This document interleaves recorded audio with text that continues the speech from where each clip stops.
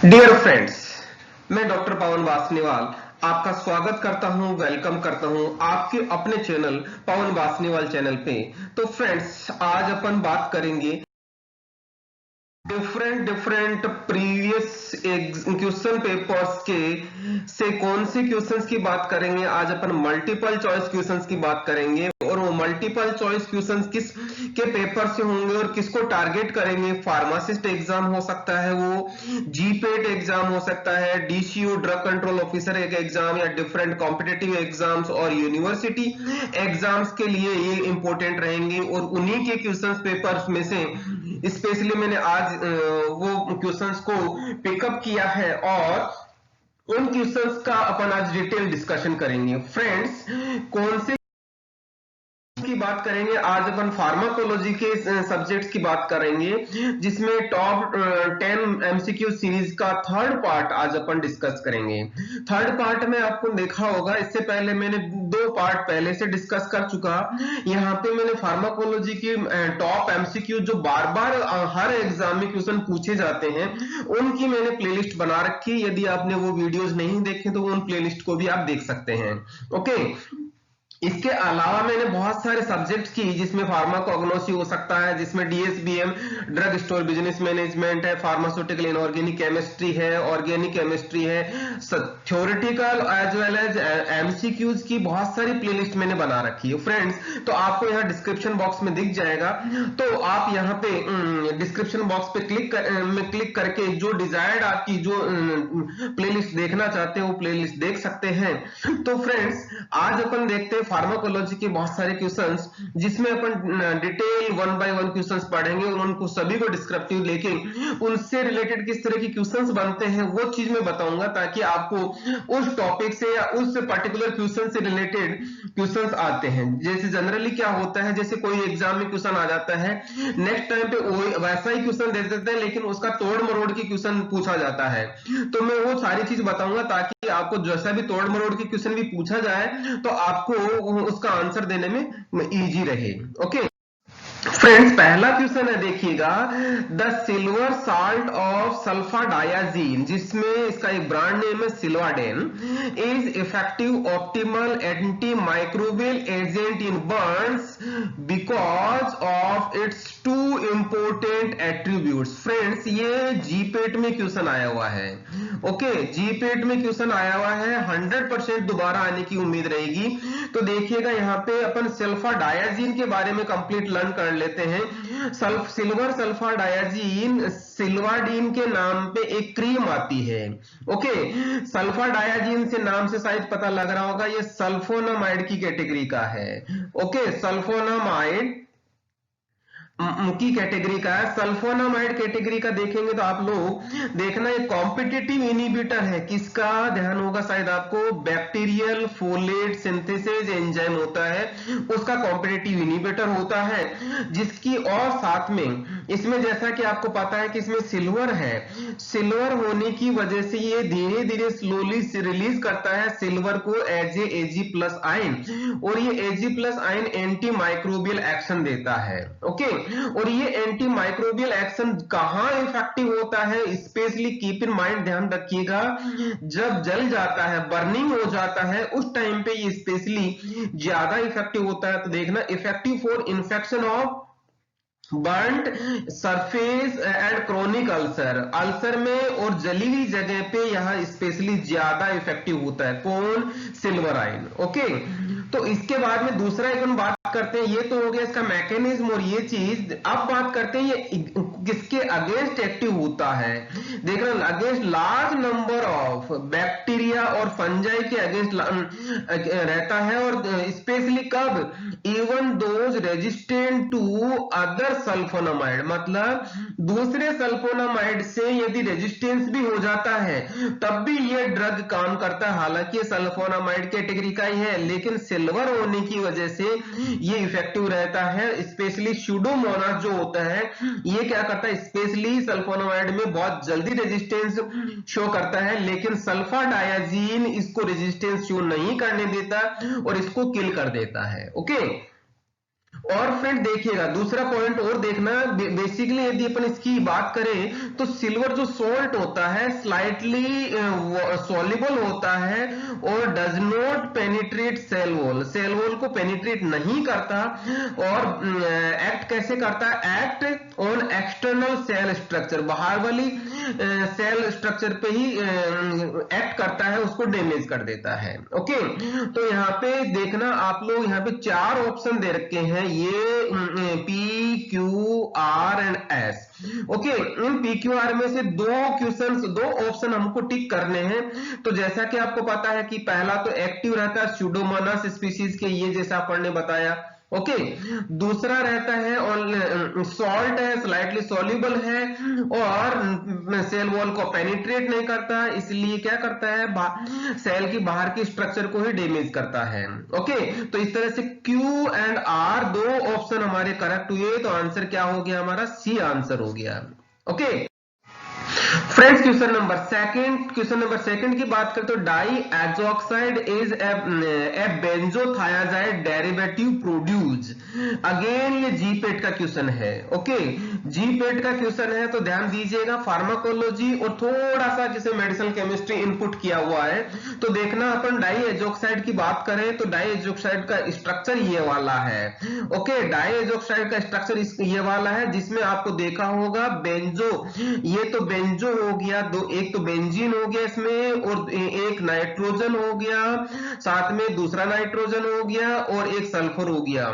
तो सल्फर को हम क्या बोलते हैं, थाया बोलते हैं, सल्फर को थाया बोलते हैं, एजा हम नाइट्रोजन को बोल रहे हैं, बेंजो ये हो गया, तो बेंजो थायाजाइड का डेरिवेटिव हो गया। ओके, दूसरा देखेंगे आप इसका मैकेनिज्म ऑफ एक्शन या इसका कौन सी कैटेगरी के अंदर लेते हैं, तो ये ATP sensitive potassium channel opener होता है। ओके, मतलब पोटेशियम चैनल को ओपन करता है, जिसकी वजह से क्या होता है, हाइपर पोलराइजेशन ऑफ मेम्ब्रेन का हाइपर पोलराइजेशन हो जाता है। मेम्ब्रेन का हाइपर पोलराइजेशन होने से क्या होगा, जो मेम्ब्रेन होती है उसका एक्साइटेशन डिक्रीज हो जाता है। जैसे डिक्रीज होगा, डिक्रीज होने की वजह से वेसो डायलेशन होगा, वेसल्स का डायलेट हो जाएगी, वेसल्स के डायलेट होने की वजह से बीपी में काम आएगा। एट द सेम टाइम ये क्या करता है friends, inhibit insulin release from beta cells. Beta cells कहां होती है आपको पता है, पैंक्रियाज में होती है। ओके, पैंक्रियाज में होती है, पैंक्रियाज पे भी एक्शन करता है। इंसुलिन रिलीज नहीं होगा तो क्या होगा, ब्लड में क्या होगा, ब्लड में ग्लूकोज का लेवल इंक्रीज हो जाएगा। ब्लड में ग्लूकोज का लेवल इंक्रीज होगा तो क्या होगा, हाइपरग्लाइसीमिया बोलते हैं। तो ये डाइएजोक्साइड काम करता है, एक तो वेसोडाइलेशन करता है और साथ में हाइपरग्लाइसेमिया करता है। इसका मतलब ध्यान दीजिएगा, यहां पे हम डायबिटिक पेशेंट को डाइएजोक्साइड नहीं देते, मतलब कॉन्ट्रा इंडिकेटेड रहता है। कॉन्ट्रा इंडिकेटेड क्यों रहता है, क्योंकि ये हाइपरग्लाइसेमिया करता है, किसमें करता है, डायबिटीज मेलिटस में डायबिटिक पेशेंट को नहीं दे सकते। ओके, तो देखिएगा आप यहाँ पे आंसर क्या होगा, एक तो है वेसोडाइलेशन करता है, कैसे करता है, पोटेशियम चैनल को ओपन करता है, दूसरा क्या करता है, इनिबिशन करता है इंसुलिन के सिक्रेशन को। इस तरह से क्यू एंड आर हमारा आंसर हुआ, जिसका मतलब हमारा बी ऑप्शन आंसर हो गया। Okay friends, question number third में देखेंगे, which of the following are likely to good target for designing anti hypertensive drug. Again ये जीपेट में क्वेश्चन आया हुआ है। ओके, अगेन ये जीपेट में क्वेश्चन आया हुआ है, ध्यान दीजिएगा, बहुत सिंपल सा है। इसमें ये medicinal chemistry as well as pharmacology दोनों चीज बताई है कि यहाँ पे यूं कह सकता था कि कौन सा रिसेप्टर ऐसा है जो एंटी हाइपरटेंसिव या हाइपरटेंशन को ट्रीट करने के लिए काम आता है। इसका मतलब क्या कह रहा है कि एंटी हाइपरटेंसिव ड्रग्स कौन कौन सी रिसेप्टर पे काम करती है। यहाँ पे देखिएगा H2 रिसेप्टर है, हिस्टामिन रिसेप्टर है, प्रोटोन पंप है, कैल्शियम चैनल है और नेक्स्ट है अल्फा 2 एड्रेनर्जिक रिसेप्टर है। ओके, तो ध्यान दीजिएगा, यहाँ पे मैं सारे के सारे आपको रिसेप्टर्स के बारे में बता देता हूं तो आपको शायद समझ में आ जाएगा। तो देखिएगा फ्रेंड्स, एक तो होता है H2 रिसेप्टर और प्रोटोन पंप, ये दोनों के दोनों किस चीज के लिए रेस्पॉन्सिबल होता है? गैस्ट्रिक एसिड के सिक्रेशन के लिए रेस्पॉन्सिबल होता है। ओके, मतलब इसका ये हुआ कि इनका ब्लड प्रेशर पे कोई इफेक्ट नहीं होता, ब्लड प्रेशर पे कोई इफेक्ट नहीं होता, इसका मतलब ये टारगेट नहीं हो सकते। ओके, अल्फा 2 रिसेप्टर जो होता है, अल्फा 2 रिसेप्टर फ्रेंड देखिएगा, अल्फा 2 रिसेप्टर सेडेशन के लिए रेस्पॉन्सिबल होता है, एनाल्जेसिया के लिए रेस्पॉन्सिबल होता है, as well as smooth muscle contraction के लिए रेस्पॉन्सिबल होता है। मतलब स्मूथ मसल्स के कॉन्ट्रैक्शन के लिए रेस्पॉन्सिबल होगा तो उससे क्या होगा? वेसोकॉन्स्ट्रिक्शन होगा, वेसोकॉन्स्ट्रिक्शन होगा मतलब ऐसा इसका वो सिकुड़ जाएगी, सिकुड़ने से क्या होगा? ब्लड प्रेशर इंक्रीज होगा। ओके, इसका मतलब ये टारगेट हो सकता है। आगे देखते हैं अपन फ्रेंड्स, देखना कैल्शियम चैनल है, कैल्शियम चैनल की बात करें तो ये वाला कैल्शियम आर वाला है कैल्शियम चैनल, ये हार्मोन को रिलीज के लिए रिस्पॉन्सिबल होता है, फर्टिलाइजेशन के लिए रिस्पॉन्सिबल होता है। नेक्स्ट करता है contraction of smooth muscles, smooth muscles में भी कौन कौन सी स्मूथ मसल, स्केटल मसल और कार्डियक मसल्स। कार्डियक मसल्स में स्पेशली बात करेंगे तो यदि कार्डियक मसल्स यदि कॉन्ट्रैक्शन होगा तो ब्लड प्रेशर इंक्रीज होगा। शायद समझ में आ गया होगा। तो अब बात करें इन दोनों चैनल्स की तो क्या होगा? जैसा कि आपको पता है कि ब्लड प्रेशर दोनों इंक्रीज कर रहे हैं तो ये क्या होंगे? Good target for designing anti hypertensive drug. मतलब हम इन चैनल्स को या इन रिसेप्टर्स को हम टारगेट करेंगे तो वो ड्रग क्या करेगी? ब्लड प्रेशर को रिड्यूस करेगी। इसका मतलब एक तो कौन सा हो गया? कैल्शियम चैनल हो गया, दूसरा क्या हो गया? अल्फा 2 रेडर्जिक रिसेप्टर हो गया। मेन आर एंड एस का मतलब बी आंसर हमारा करेक्ट है।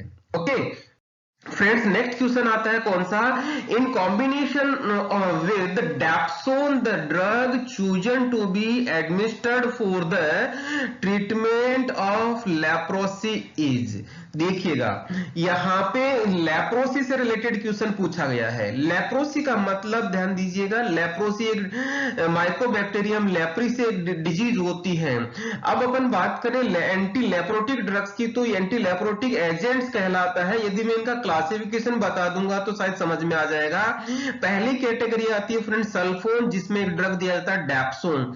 यह डैप्सोन से रिलेटेड क्वेश्चन पूछा गया है। ओके, अब ये कहना चाह रहा है कि डैप्सोन के साथ में कौन सा ऐसा ड्रग है जो लेप्रोसी को ट्रीटमेंट के लिए दिया जाता है। तो देखना दूसरी कैटेगरी आती है फ्रेंड्स फेनाजीन, जो डाइज होती है, डाई की कैटेगरी में आती है। डाइज ये क्लोफाजिमीन होता है। ओके, क्लोफाजिमीन हो गया। दूसरी next category anti TB agents भी मींस एंटी ट्यूबरकुलर ड्रग्स भी ऐसी होती है जो लेप्रोसी में काम आती है, वो रिफाम्पिन और इथियोनामाइड होती है। Okay, next drugs friends antibiotics होती है। कौन सी एंटीबायोटिक्स? जो लेप्रोसी को ट्रीट करने के लिए आती है, जो जनरली दो दी जाती है, माइनोसाइक्लिन एंड क्लेरिथ्रोमाइसिन होती है, जो दो जनरली एंटीबायोटिक दी जाती है किसको? लेप्रोसी में। ओके, फिर नेक्स्ट आता है फ्रेंड्स एंटीबैक्टीरियल, जिसको फ्लोरोक्विनोलोन्स कैटेगरी में रखा जाता है। फ्लोरोक्विनोलोन्स को हम एंटीबैक्टीरियल बोला जाता है, ध्यान दीजिएगा, एंटीबैक्टीरियल बोला जाता है, जिसमें ओफ्लोक्सासिन एंड मॉक्सिफ्लोक्सासिन लिखा जाता है। बहुत सारे बुक्स में आपको ओफ्लोक्सासिन और मॉक्सिफ्लोक्सासिन एंटीबायोटिक कैटेगरी में देखने को मिलेगा, जबकि दोनों एंटीबायोटिक नहीं होती है, एंटीबैक्टीरियल होती है। ओके, तो देखिएगा यहाँ पे शायद आपको आंसर शायद समझ में आ गया होगा। स्ट्रिप्टोमाइसिन, पेनिसिलिन एंड क्लोरोमाइसिटिन, ने तीनों ही ड्रग्स कौन सी कैटेगरी की नहीं है? एंटी लेप्रोटिक एजेंट वाली कैटेगरी की नहीं है। इसका मतलब एक ही ड्रग बचा क्लोफाजिमीन, क्लोफाजिमीन ही ये सेकंड कैटेगरी का है, तो इसका मतलब क्लोफाजिमीन हम डेप्सोन के साथ दे सकते हैं। तो इसका आंसर क्या हो गया? Clofazimine, answer A. Okay friends, question number 5, penicillinase resistant penicillin is. Penicillinase resistant का मतलब शायद समझ में आ गया होगा कैसे। पेनिसिलिनेज एक एंजाइम होता है, ये एक एंजाइम होता है। जो एंजाइम क्या करता है, बैक्टीरिया के द्वारा रिलीज किया जाता है। ये बैक्टीरिया रिलीज करता है जो एंटीबायोटिक होता है, उस एंटीबायोटिक को क्या करता है, वो डिस्ट्रॉय कर देता है। एंटीबायोटिक को डिस्ट्रॉय कर देता है। डिस्ट्रॉय करने से वो इसका मतलब क्या हुआ, उस बैक्टीरिया पे या उस माइक्रो ऑर्गेनिज्म पे पेनिसिलिन का इफेक्ट नहीं आता। इसको हम पेनिसिलिन रेजिस्टेंट बोलते हैं। तो देखना यहाँ पे पेनिसिलिन बेसिकली दो कैटेगरी की बात करते हैं। फर्मेंटेशन डेराइव्ड होती है। जो फर्मेंटेशन डेराइव्ड की बात करेंगे तो 6 एमिनो पेनिसिलिनिक एसिड जिसको 6 APA बोला जाता है फ्रेंड्स। बेंजाइल पेनिसिलिन होता है जिसको पेनिसिलिन जी बोला जाता है, और फिनॉक्सी मिथाइल पेनिसिलिन होता है जिसको पेनिसिलिन वी बोला जाता है। ओके, तो याद रखना क्वेश्चन, यहाँ पे क्वेश्चन बनता है फर्मेंटेशन डेराइव्ड पेनिसिलिन कौन सी होती है। ये 3 पेनिसिलिन होती है जिसको 6 APA भी बोला जाता है, penicillin G and penicillin V. Okay, next आता है फ्रेंड्स कौन सा, सेमी सिंथेटिक। सेमी सिंथेटिक में दो कैटेगरी आती है, पेनिसिलिनेज रेजिस्टेंट कैटेगरी आती है, दूसरी penicillinase sensitive and broad spectrum. Okay, इस सेंसिटिव का मतलब इन एंटीबायोटिक्स को, जो ड्रग है एंटीबायोटिक, उनको क्या करता है, बैक्टीरिया उसको तोड़ देता है, ब्रेक डाउन कर देता है, डिस्ट्रॉय कर देता है। वो कौन कौन सी यहाँ पे देखिएगा, पेरेंट्रल होती है, पेरेंट्रल कार्बेंसिलिन होती है, टाइकारसिलिन होती है, मिजोलसिलिन होती है, पाइप्रालसिलिन होती है। ओरली हम किसको दे सकते हैं, जिसको एम्पिसिलिन और एमोक्सिसिलिन होता है। ओरली का मतलब फ्रेंड्स यहाँ पे ये है कि वो एसिड सेंसिटिव नहीं होती। पेरेंट्रली का मतलब ये क्या होता है, एसिड सेंसिटिव होती है। क्यों, क्योंकि स्टोमक में जाएगी, स्टोमक में जाते ही ये एसिड से डिग्रेड हो जाती है। ओके, तो कहने का मतलब ये वाली तो सारी की सारी कौन सी है, पेनिसिलिन सेंसिटिव है। ध्यान दीजिएगा, पेनिसिलिन सेंसिटिव है। दूसरी पेनिसिलिनेज रेजिस्टेंस कौन सी है, देखिएगा रेजिस्टेंस में पेरेंट्रली आती है कौन सी, मैथिसिलिन एंड नैप्सिलिन आती है। और जो ओरली हम दे सकते हैं ऑक्सासिलिन, क्लॉक्सासिलिन एंड डाइक्लॉक्सासिलिन। ये कितनी 5 एंटीबायोटिक है जो बीटा लैक्टम कैटेगरी में है। बीटा लैक्टम की पेनिसिलिन वाली कैटेगरी पढ़ रहे हैं अपन। ओके, बीटा लैक्टम है तो यहाँ पे आंसर शायद समझ में आ गया होगा। डाइक्लॉक्सासिलिन आ रहा है क्योंकि ये दोनों एम्पिसिलिन और एमोक्सिसिलिन दोनों कैटेगरी पेनिसिलिन सेंसिटिव है, और ये हमारी ये भी सेंसिटिव है क्योंकि ये फर्मेंटेशन डेराइव्ड है। फर्मेंटेशन डेराइव्ड भी पेनिसिलिन सेंसिटिव होती है।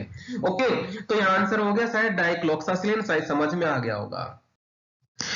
फ्रेंड्स, यहाँ पे मैं आपको एक रिक्वेस्ट जरूर करूंगा, यहाँ पे आप बेल आइकन को इनेबल करना, चैनल को सब्सक्राइब करते हुए, और आपको ये वीडियो लेक्चर अच्छा लगा तो लाइक जरूर बनता है, और अपने फ्रेंड सर्किल में जितना हो सकता है उतना शेयर जरूर करना। ओके, क्वेश्चन नंबर 6 फ्रेंड देखिएगा, आपको विनक्रिस्टीन एंड विनब्लास्टीन एक्ट बाय, आपको शायद समझ में आ गया। विनक्रिस्टीन और विनब्लास्टीन कौन सी कैटेगरी के ड्रग्स है फ्रेंड्स, बेसिकली ये विनका एल्कलॉइड्स है। ओके, विनका एल्केलॉइड्स है। विनका एल्केलॉइड से स्पेशली कौन कौन से क्वेश्चन बनते हैं, वो फार्माकोग्नोसी का है। यहाँ पे आई एक दिख रहा होगा आपको, इस पे डिटेल क्वेश्चन बताए हुए मैंने विनक्रिस्टीन और विनब्लास्टीन पे और विनका एल्केलॉइड पे। तो फ्रेंड्स, ये विनका एल्केलॉइड किस कैटेगरी में आता है, यहाँ पे देखना एंटी कैंसर ड्रग्स होती है। ये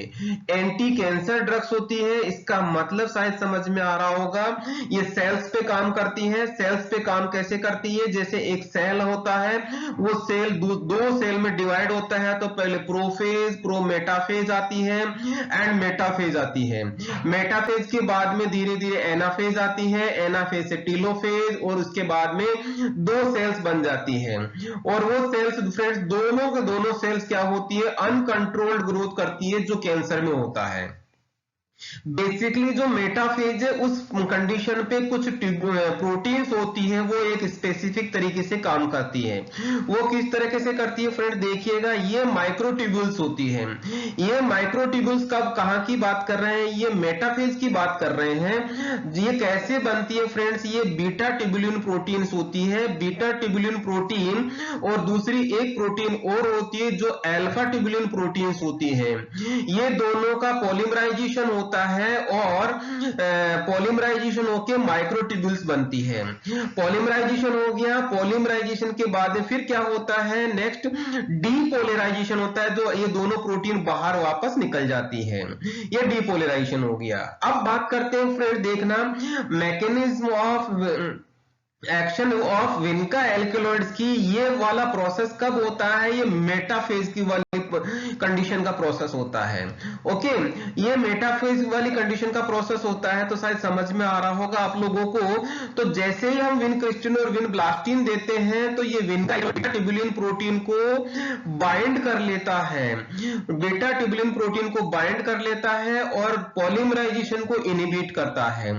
इसके साथ में तो बाइंड हो जाता है, दूसरा इसको इनिबिशन करता है। शायद समझ में आ रहा होगा, इनिबिशन करता है। इनिबिशन की वजह से ये माइक्रोट्यूब्यूल नहीं बन पाती। माइक्रोट्यूब्यूल नहीं बनती तो क्या होगा, ये मेटाफेज अरेस्ट हो जाती है। अरेस्ट होने का मतलब शायद समझ में आ रहा होगा, इसी स्टेज में ही रहती है, मेटाफेज स्टेज में ही। सेल्स आगे बढ़ नहीं पाती, ये वाली स्टेप और ये वाली स्टेप नहीं हो पाती, सेल्स डिवीजन स्टॉप हो जाता है। सेल डिवीजन स्टॉप हो जाएगा तो क्या होगा, यहाँ पे कैंसर का ग्रोथ स्टॉप हो जाएगी। ओके, साथ में एक चीज और बता दूं मैं, यहाँ पे टैक्सेल्स होते हैं, जो पैक्लिटैक्सेल और डॉक्सीटैक्सेल होती है, वो डीपोलीमराइजेशन को इनिबिट करती है। ओके, और वो मेटाफेज को अरेस्ट करती है। ओके, तो देखना आंसर यहाँ पे कौन सा होगा, शायद समझ में आ गया होगा आप लोगों को। Binding with the protein tubulin arrest at metaphase, metaphase पे ही एक्शन करती है ये वाली स्टेज पे। क्लियर फ्रेंड्स, क्वेश्चन नंबर 7 की बात करें तो grey baby syndrome is due to indiscriminate use of. Friends देखना, शायद आपको ग्रे बेबी सिंड्रोम का आते आपको आंसर शायद दिमाग में आ रहा होगा, लेकिन मैं यहाँ पे 4 एंटीबायोटिक्स है यहाँ पे, तो चारों एंटीबायोटिक से रिलेटेड मेन जो साइड इफेक्ट है जिन पे क्वेश्चन बनता है वो चारों बताऊंगा। यहाँ पे 4 क्वेश्चन आपके तैयार हो जाएंगे। पहला है आपका स्ट्रेप्टोमाइसिन, जो ओटोटॉक्सिसिटी एंड नेफ्रोटॉक्सिसिटी को साइड इफेक्ट होता है। दूसरा क्लोरोफेनिकोल होता है, जो ग्रे बेबी सिंड्रोम और बोन मेरो डिप्रेशन के लिए रेस्पॉन्सिबल होता है। ओके, फिर आता है नेक्स्ट कौन सा, पेनिसिलिन। पेनिसिलिन क्या करता है, मेन 2 इफेक्ट आता है इसके, हाइपर सेंसिटिविटी और एनाफाइलैक्सिस, 2 प्रॉब्लम होती है इसके साथ में। ओके, फिर आता है नेक्स्ट टेट्रासाइक्लिन। टेट्रासाइक्लिन शायद पता होगा, ये टेराटोजेनिसिटी देता है, डिसकलरिंग ऑफ टीथ करता है बच्चों में, फानकोनी सिंड्रोम बताता है एडल्ट्स में। ओके, तो ये टेट्रासाइक्लिन का हो गया। जैसा कि आपको शायद पता होगा, ग्रे बेबी सिंड्रोम पूछ रहा है तो क्लोरोफेनिकोल की बात आ रही है, तो आंसर हमारा क्लोरोफेनिकोल हो गया। Friends, question number 8, that is cholinergic receptors present on intestinal mucous muscles is. Cholinergic receptor कहां प्रेजेंट होते हैं, तो देखिएगा फ्रेंड्स, यहाँ पे 4 ऑप्शन है, चारों ऑप्शन में अलग अलग रिसेप्टर्स हैं। मैं चारों रिसेप्टर्स के बारे में बता देता हूं तो आपके बहुत सारे क्वेश्चंस, करीबन 15-20 क्वेश्चंस आपको याद हो जाएंगे। तो देखने का आपका पहला H2 रिसेप्टर है। H2 रिसेप्टर कौन सा, ये वाला A है, जो गैस्ट्रिक ग्लैंड्स, ब्लड वेसल्स में भी स्पेशली स्मूथ मसल्स में रहता है, हार्ट में रहता है, हार्ट में भी कौन सा, आर्टरिया एंड वेंट्रिकल्स में रहता है, ब्रेन के पोस्ट सिनेप्टिक एरिया में रहता है। ओके, ये तो हो गया H2 रिसेप्टर के लिए। मस्करेनिक रिसेप्टर की बात करेंगे तो muscarinic receptor all post ganglionic parasympathetic system में होता है, जो जीआईटी में भी प्रेजेंट रहते हैं। ओके, इसके अलावा पोस्ट गैंग्लियोनिक सिंपैथेटिक सिस्टम में स्वेट ग्लैंड और सम ब्लड वेसल्स में भी अवेलेबल रहते हैं। ओके, फिर आता है नेक्स्ट फ्रेंड्स कौन सा, निकोटिनिक रिसेप्टर। निकोटिनिक रिसेप्टर में देखना गैंग्लियर में प्रेजेंट रहते हैं, जो कौन से, both sympathetic system and parasympathetic system, और वो भी स्पेशली एन वाले होते हैं। ओके, एड्रिनल मेडुला में भी निकोटिनिक रिसेप्टर होते हैं जो स्पेशली एन वाले होते हैं। स्केलेटल मसल्स में रहते हैं निकोटिनिक रिसेप्टर जो एम टाइप के होते हैं। ओके, फिर आप बात करते हैं फ्रेंड्स, निकोटिनिक और मस्करिन रिसेप्टर दोनों प्रेजेंट होते हैं। वो कहां होते हैं, वो सीएनएस में होते हैं। जो सीएनएस के कौन से पार्ट में, कॉर्टेक्स में, बेसल गैंग्लिया में एंड स्पाइनल कॉर्ड में होते हैं। क्लियर। फिर नेक्स्ट आता है बीटा रिसेप्टर, जो फोर्थ वाली कैटेगरी का है फ्रेंड्स। बीटा में बीटा 1 होता है, बीटा 1 हार्ट में and JG cells in kidney में प्रेजेंट रहता है। बीटा 2 कहां रहते हैं, bronchi, blood vessels and uterus, liver, GIT, urinary tract and eye में रहते हैं।